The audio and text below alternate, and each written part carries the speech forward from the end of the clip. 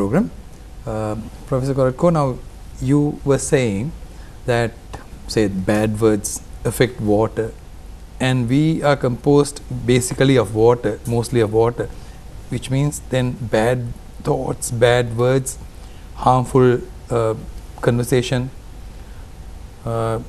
abusive language can affect us, not only psychologically, even our energy field. Am I right? Yes, absolutely. You are absolutely right. And of course, we tried not to make experiments of this kind. But we did some experiments when people was expressing negative emotions, when they did very bad wordings, and we were able to see change of water parameters in these control experiments. And then, of course, it's very easy. You take this blessed water with good intentions and bad water, and you water just seeds, and you see the difference in growing. So it's very, very clear experiment. I always tell my students, please do it at home. Then you will see that it's really true. Yes. Okay. Now let us get back to the positive thing. I don't want to take you off on the negative thoughts. Even I mean, that might affect my energy field as well as yours, and probably the viewers as well. So let us get back to positive. Now, have you done any experiments on, say, chanting, spirit chanting, to be precise? Have you done any experiment on that? Absolutely. Yeah. It was a big series of experiments, and we've done it in a yoga center. And it was about 100 people who came there for training, for meditation. And every morning they've been collecting in a temple, and they made chanting. So we were able to take measurements both of people before and after, and to see their energy fields. And we were able to keep water standing there, and this water was measured before and several days after. So first of all, for all measured people, it was very positive effect to their energy field, and it means that it was positive effect to their health, because energy field is the basis of health. Then water measured after chanting changed its parameters. But again, your question is whether it is good or bad. We can always tell that blood and liquids in our body, they are structured.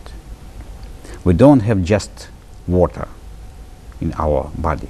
We have very specifically structured liquid. And when you are healthy, this is one structure.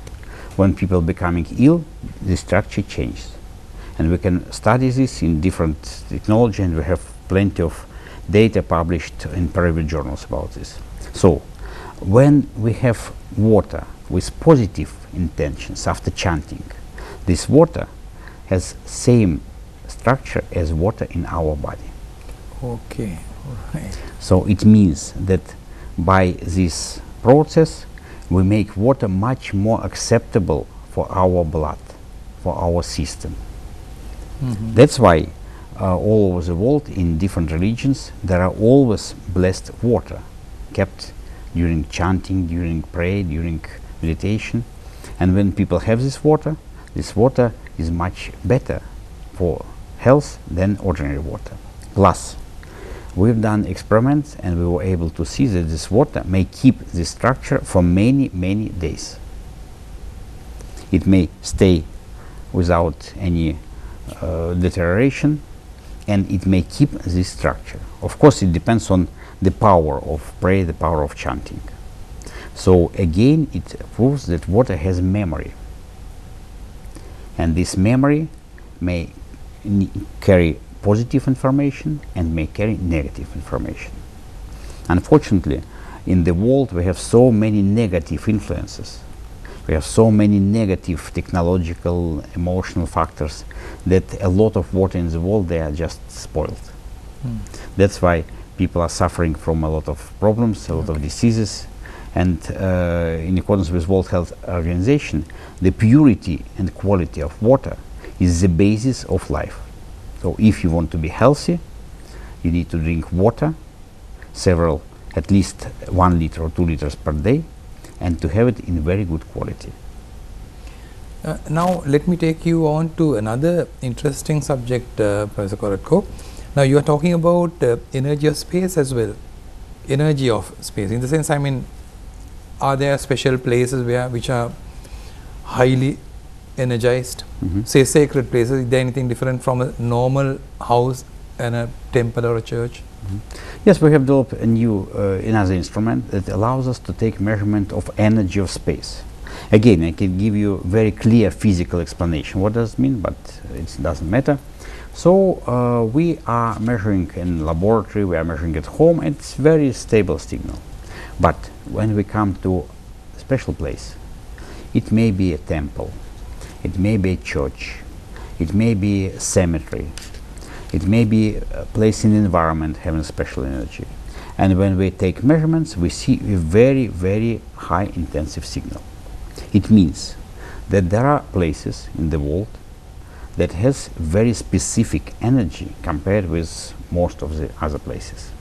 And it is a mixture of geophysical situation, what is underground, what we have under earth, station in the in space, specific part of the world has specific magnetic fields, and human influence. So it is absolutely clear for me that for centuries it was holy people, it was sensitive people who was able to feel it, and then they felt it, and then in particular places they created some holy places. It was a temple, it was a stupa, it was monastery, it was church. In different countries it's different, but in every place like this we can measure very intensive energy. So we have now a lot of experiments of this kind worldwide, in Russia, in South America, in Asia, in different countries, and always we can find places where there are very high energy, and as a rule those places, those are the places of temples, holy places where people sacrifice their praise for many, many centuries. This is the good intentions of so many people coming and worshipping or meditating in that place, that creates it. Yes, absolutely, absolutely. So as we've been discussing that water has memory, same as any material has memory. Maybe not as sensitive as water, but even stone has its memory. So when people worship in one particular place, they implement their intentions in surrounding, in the building, in the stone. Of course, we need a lot of experiments still to prove it scientifically, to study it scientifically. But now we have different instruments how we can do this. Thank you very much, Professor Korotkov. You opened our eyes and minds to a lot of things, because we are very pleased to hear a scientist of your caliber talk to us about things that are very close to our hearts, as I said at the beginning itself. We believe that science is now, like you said, it's a spiral. You go round and come back to the center. The center can be the ancient wisdom, the wisdom of the ancient sages, Buddhas, Christ, and any other of all religions. Okay, so what we finally where we finally arrive at is spirituality is what matters, not materialistic development only. Materialistic development is necessary, but again spirituality is what matters to humanity.